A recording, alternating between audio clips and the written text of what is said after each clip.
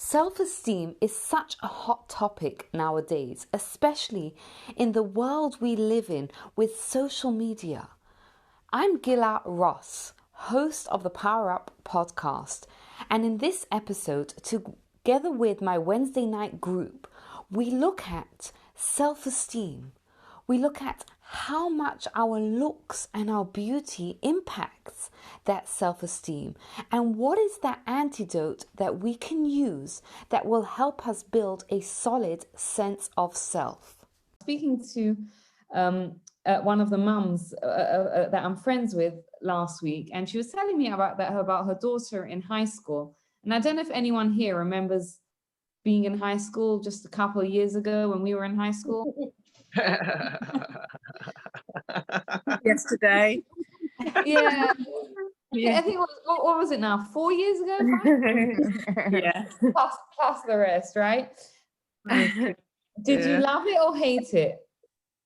Hate it. I hated my high school. I enjoyed it. I enjoyed it. Depends where you go, I think. I love my primary school. I enjoyed it. Yeah, I just had a fun time. So I think, yes, there's some loves and there's some hates.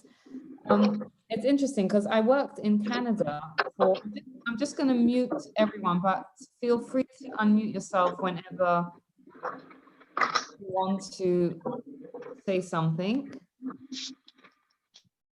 The sound quality just gets better, but anytime you want to unmute yourself, please do. So when we lived in Canada, I worked with high school students for 10 years. And so it was very interesting to get to see it as not as a parent, not as a student, but as just like an outsider seeing it. And as much as, it's the 21st century, and like we're all, everything's supposed to be equal. It's really not when you go into a high school, right? Like the pressures on teenage girls, I think, are very harsh. If I can suggest that. Does anyone agree or disagree with that? Having 3 boys, I actually think there is a constant pressure now on boys to be physically one way as much as a girl, and it gets worse as they get 15, 16, 17, 18. And you know what, Gail, you're so right, and I think for a boy that's athletic, it's much easier, but for boys that are not athletic, right, and are not so into sports and whatever, you're right? The pressure on kids, on teenagers, is it's harsh, right? And the things like, for example, eating disorders and alcohol and drugs and self-harm and all these things, the rates are crazy. Right? Where is all the pressure coming from? What is behind that? And I'm talking about teenagers, because I think it's like, if you want to like look at it there, you can see it almost in an extreme. But I think it's throughout all of throughout our whole life. Like, for example, one of the things I think that comes up a lot is like a woman can have a baby, and what she'll feel like is like, I need to get my body back, which is, if you think about it from an outside perspective, it's insane, right? Your body's just created a human being, right? I don't know what's more crazy than that. And like, society and has created this sort of pressure around ourselves that you got to look a certain way and behave a certain way, and the truth is, am I right in suggesting that whatever stage in our life, that the pressures to look a certain way and can exist?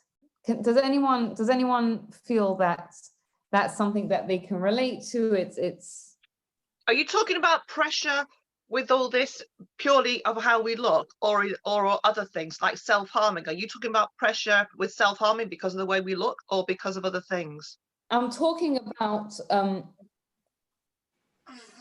That's a good question. So I'm talking about where does the pressure come from in teens? I started with teens too, because I think it's like it's exasperated during the teenage years, right?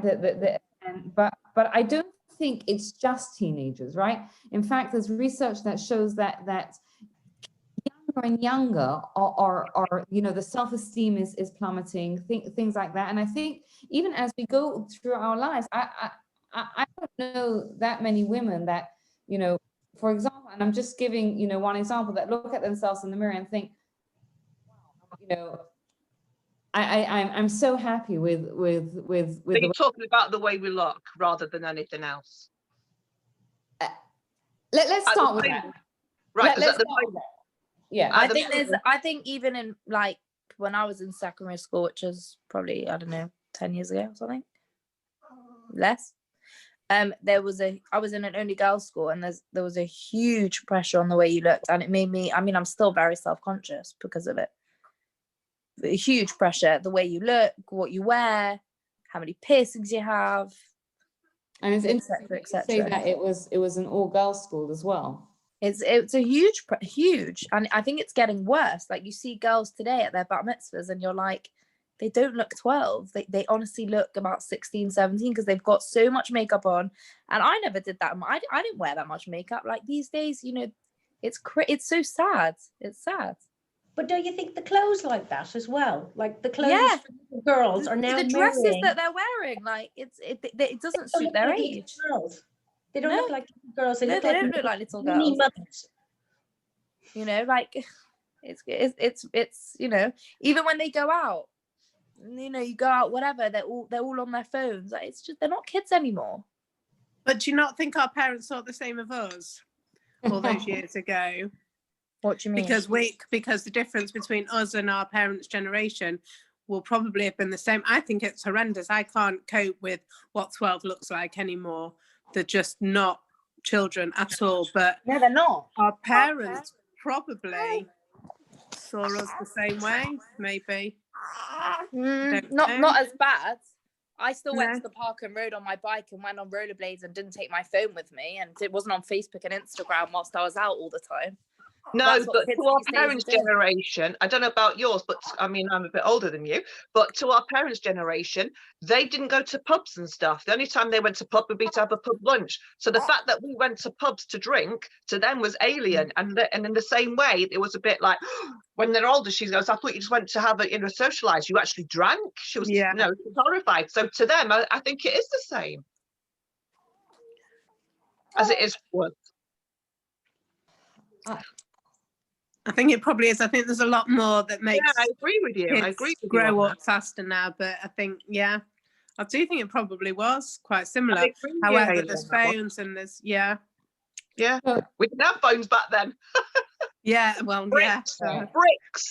I think teenagers are a lot more exposed to things that we were never exposed to, and I think that, like, Instagram and like following all these celebrities and all the, I think it affects them a lot more. It's horrendous. Social media does definitely, and again, like, to bring it back to us, I saw it really struck me. Like, someone posted on the Instagram picture story, I think it was this week, and they posted like a picture of their kitchen, which was just a normal picture, and they wrote normal kitchen, and they wrote a caption on it, and they said, let's, like, people usually, when they post pictures of their kitchens or their homes or whatever, it's Instagram worthy. And she was like, I'm just going to post my kitchen, which is just a regular kitchen, because we are exposed to social media, and when we have those images constantly, right, in our faces, right, it does change our perception of how we feel our life should be. And I want to talk about what Haley brought up about the question of, is it, to change your question a little bit, Haley, is just to widen it a little bit, is what we're experiencing, is what new, or is it an old problem? Do you say it's new or an old problem? I think if you look at the think it's- Rubek paintings, you'll see it's an old problem. Okay. I think it's an old problem. I don't even know if it's a problem. It's only a problem because we don't like what we see. So, like our parents didn't like what we see, like what they saw, and then our children will probably feel the same about their children one day. It's just something that you're in a different place, a different headspace. It's different maturity, and But there's just always think there's always going to be that. I do want to say, when you say it's not a problem, so I think like, for example, like little things that come to me, like I was speaking to someone and she's like, I don't do Zoom because when I'm on Zoom, like I keep looking at myself and thinking that my hair's not good and I look terrible, whatever. And I'm sure everyone's been doing that. right, everyone feels like, Which is exactly how I came on tonight. Yeah. It's true. and Hayley, like, I when we 100% see get that. you, sorry to embarrass you, but when we see you, all we see is your beautiful smile, right? Like, Oh my God. And this Yeah. stuff in my face, and when I'm in a dressing gown, it's horrendous. But I like, I'm saying, so to me, like, that's a problem if we're not doing things. And how often, just to I'm getting a little bit sidetracked, but like, how often do we take pictures of our kids and we don't go in the pictures because we don't think we look good enough, All the time. All the time. right? And All the I time. read this years ago and it stuck with me. And our kids, when they grow up, they're gonna want to see pictures of us as well. Yeah, I'm not going to be in any. Whatever. You gotta start. You gotta it's a topic for another time. But you No, gotta there's- start being in the pictures. There's a whole campaign called Get in the Photo by mums. Right. And it, Yeah, I because I think the huge name thing of it. about that is men never take the photos. yes, they do. My husband No, only they do. Honestly, people always write on like Facebook, like, yeah, why are you not in any of the photos? I'm literally never in any photos. I'm Joe, always My taking husband's always photos. in there. Joe, I'm gonna introduce you to something called the selfie. Mhm. Oh no, I can do a selfie. I don't mind being in a selfie. It's when it's far away, I always look really bad. But on the topic of like when people think that they look in the mirror and they think they don't look good, is people's perceptions like of themselves not looking good, or do they think what other people will think of them? That's a good one. That's a If that really makes good one. sense. Yes, it does. And I think I don't even think it goes as far as I'm just trying to think about myself now. I don't even think it goes as far as thinking about what the people are thinking for me. It's what I see. It's like I'll never use the first photo I take ever. I don't ever take photos, but we retake and retake and retake. And it's like you're always trying to improve something, make something better.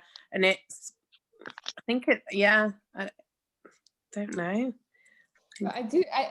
That is it's a very powerful point, Joe. And I think sometimes, and maybe this is more in high school. I'm not sure. I'm just going to venture something that when you're surrounded with other people, it is what other people are thinking of you as well. And that does, you know, like even a stupid comment I'll share with you, like that when I think I must have been like 14 or 15 at the time, and I was on a diet, and a friend turned around to me and she said to me, you know, even if you, and she didn't mean it in a mean way at all, even if you lose weight, you're never going to be skinny, she said. And that comment, like, Steve said that to me and I've never forgotten it. sorry? Steve said that to me once and I've never forgotten it. You're so skinny, Joe. Telling you, it's all these little things that stick in your mind. And like, it went into my perception of myself for, like, I was talking about, I don't know, like 20 years. I know I'm only 21, but whatever. Anyway, so I wanted to share with you, because we could discuss where it's coming from. We can discuss how it's impacting. I realize now that we're talking is that I've opened up a huge discussion, and we don't have that much time. But what I wanted to talk about is what can we do to, like, what can we do? What's the antidote to it? And what's fascinating is that the roots of this, right? This is, as we said, this is such an old problem. Yes, our parents, you know, I think a lot of us can maybe relate to our parents being on a diet the whole time and our parents not being happy with the way they look. But if you think about it, this is the Hanukkah story. What was the Hanukkah story was that the Greeks, they were a philosophy that introduced beauty for beauty's sake, right? They had an infatuation with physical beauty and health to the exclusion of the study of character and the betrayal of the soul. If you look at the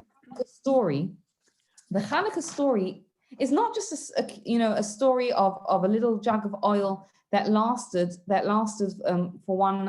supposed to last for one night and lasted for 8 nights. The Hanukkah story is a fight between two different worldviews. There's the worldview of the Greeks, which was interested in beauty for the sake of beauty. Now, what did they battle against? What is Judaism's view on beauty? What's the place for beauty in Judaism? Do we disregard it completely? Do we not care about it? Any thoughts, any ideas? Stumped you. What about modesty, do you mean? No, beauty. Physical beauty. Is there a place for that in Judaism? When my daughters did the Bat Mitzvah program, they always talked about it was okay to be beautiful on the outside. It's more important to be beautiful on the inside. Okay. Okay, so you're saying they did tell the girls they should look after themselves, and they did say that they should, appearances were always nice, and it's appropriate to be attractive, but actually it's the inner beauty that was the priority. Right. So what Gail's raising a very good point, and I'm just going to back it up with a few things. Is a lot of times in the Torah itself tells us about someone's beauty. It tells us that Sarah was beautiful. It tells us that Joseph was handsome, right? So it's not like as in Judaism, we're supposed to pretend we don't know anything about beauty. We do believe in there is a place for beauty within Judaism. For example, the temple itself was beautiful, right? We're told that someone who never saw the temple never saw true beauty in their life. So what's the place for beauty? It's, I think what Gail said, it's secondary to serving holiness, right? Beauty has to, right? The temple had a higher purpose. It was there as this place for the Jews to spiritually recharge themselves, right? So there, it's appropriate to have the physical beauty to add to it, right? When the beauty serves the holiness, it enhances it. But when the beauty is its own master, when the beauty is beauty for the sake of itself, that's when it starts to become, it starts to tyrannize ourselves. So so this is the fight that took place in the days of the Hanukkah story, right? We had on the one hand the Greeks that believed in beauty for the sake of beauty itself, and we know what the problems are with that, right? What could be the problems of beauty for the sake of beauty?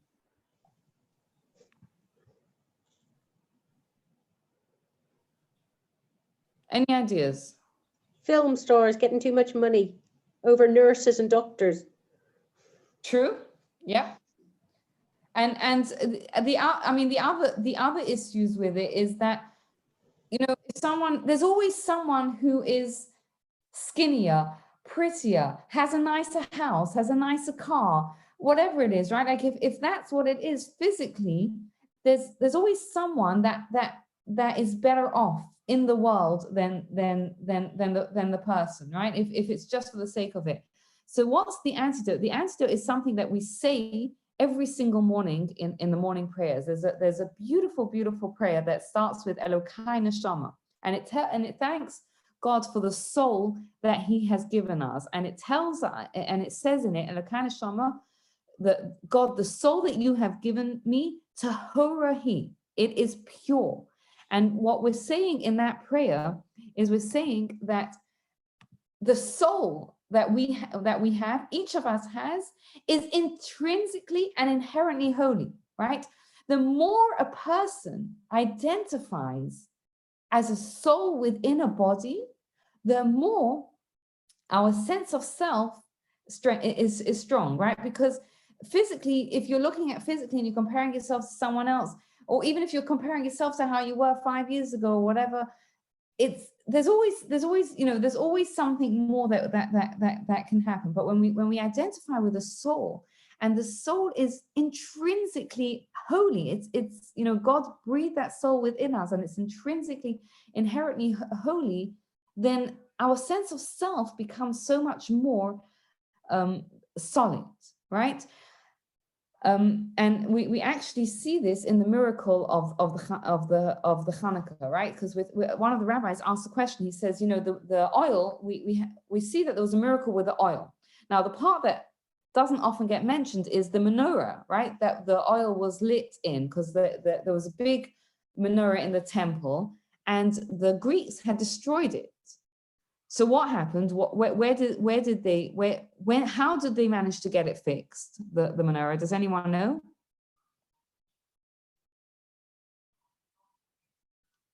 There's no word of it, because there was no miracle. It took decades for them to refurbish the menorah. So the question the rabbi asks is, if God made a miracle and could make the jug of oil last for 8 days, why didn't he make a miracle and make fix the menorah in time for Hanukkah as well? So this is the reason why God didn't do it, is because the oil represents the internality. The oil was pure, right? It was fit for use because it was pure, and that represents the internality of a person. And the menorah represents the external, right? It's great if you can make it beautiful, great. There's a place there's a place for doing things. There's something called in Judaism called a hid or a mitzvah, right? When we do a mitzvah, there's a place to make it beautiful, right? To do it in a special way. There's definitely a place to use the arts and the aesthetics and the beauty in this world to enhance our lives. But it's secondary, right? So as long as the oil was pure, and that's what the Jews were fighting with the Greeks about, right? That was the difference in the worldview. The difference in the worldview was that the Greeks were like, it's all about the outside, it's all about the physical beauty, it's all about the externality. And the Jews were like, no, it's about the internal. It's about who we are as people in essence. And the outside, it's great. It's there to help us, to help us, right? But it's not as important. And so that's why the menorah didn't need to get fixed, because you can light the menorah even if it's battered and bruised, because it's the inside that's what's most important. And what's fascinating is that the more that we as people can identify with our souls inside our body and realize that our bodies are there to enhance and to enable our souls to do something, right? Like our hands are there so that we can do different things for other people, right? Our feet are there to help us as well. When we look at ourselves that way, when we look at ourselves as a soul, a holy soul within a body, then our sense of self and our self-esteem is on a different level. And if we want the antidote, right, to the pressure that living in such a physical world and a world that, especially if you look at the social media, the world is often fake, right? You're seeing, even when it's real, you're seeing like little highlights of people's lives, which is not reality. And it can, like, the more we kind of realize that we're a soul and we can focus on the internality and put the physical beauty as a secondary thing, which is what the miracle of the oil versus the menorah teaches us, the stronger our sense of self will be, and the more we will influence our next generation to have a solid sense of self as well. Thank you for listening. I'd love to hear your thoughts. Do you think this mindset can help us build a healthy sense of self? You can get in touch with me on Instagram. You can find me on at Gila Ross.